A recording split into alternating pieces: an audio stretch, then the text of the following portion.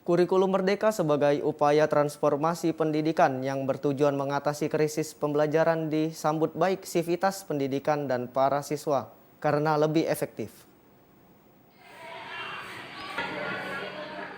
Memasuki tahun pelajaran 2022-2023, dunia pendidikan di tanah air menerapkan pembelajaran dengan kurikulum merdeka. Dalam kurikulum ini, siswa diberikan kebebasan dalam menggali ilmu.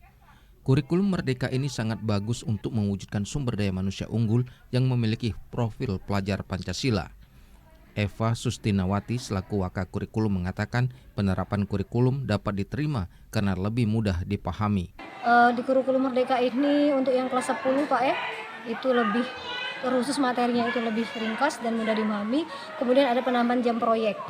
Jadi dalam 1 tahun itu proyeknya diberi oleh pemerintah, ada tema 7 tema itu 12 jam dan jam intra itu jam mereka untuk belajar dalam kelas itu 32 jam. Jadi kami memberlakukan kurikulum merdeka kelas 10 itu sebanyak 44 jam. Kurikulum ini lebih simpel dan rinci di mana siswa mudah mencerna dan memahaminya. Dengan pembelajaran tatap muka, siswa dapat langsung menjelaskan materi pembelajaran.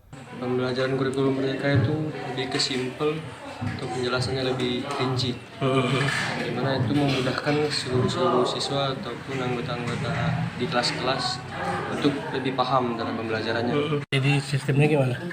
Tatap muka. Tatap muka ya? Ya. Ini pelajaran apa saja? Pelajaran sekarang, pelajaran sosiologi. Sosiologi ya? Ya.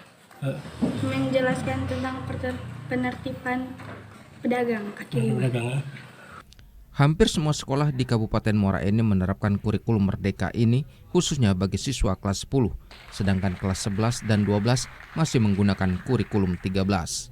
Dari Kabupaten Muara Enim, Kalbadri, TVRI Sumatera Selatan melaporkan.